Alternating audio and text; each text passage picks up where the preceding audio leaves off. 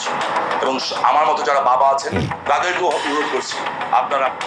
আজ ৩ আগস্ট শনিবার সকাল থেকে সোশ্যাল মিডিয়ায় ব্যাপক আকারে ছড়িয়ে পড়ে শামীম ওসমানের সপরিবারের দেশ ত্যাগের খবরটি। শুধু যে বিভিন্ন লিখিত পোস্টের মাধ্যমে ছড়িয়ে পড়েছে ব্যাপারটি তা কিন্তু নয়, বরং পররাষ্ট্র মন্ত্রণালয়ের একটি প্যাডের ছবি সহ সংবাদটি দ্রুত ছড়িয়ে পড়েছে সারা দেশে। ফলে দেশের মানুষও সংশয় প্রকাশ করছেন ব্যাপারটিতে।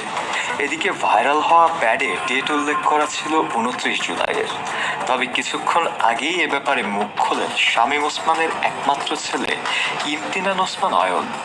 অয়ন তার ফেসবুক পেজে একটি ভিডিও বার্তায় জানতে চান, এটা যদি থাইল্যান্ড হয় তাহলে ঢাকা কোথায়? আসসালামু আলাইকুম এবং শুভ সকাল।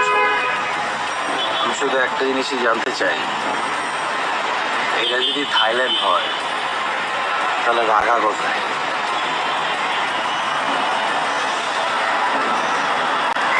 তিনি যে ঢাকাতেই আছেন তার প্রমাণস্বরূপ আশেপাশের পরিবেশও তুলে ধরেন ভিডিওতে এবং ব্যাপারটিকে বেশ ব্যঙ্গাত্মক হিসেবেই উপস্থাপন করে সবাইকে অনুরোধ করেন যাতে কেউ গুজবে কান না দেয় এবং তারা থাইল্যান্ড নয় বরং দেশেই অবস্থান করছেন বর্তমানেও।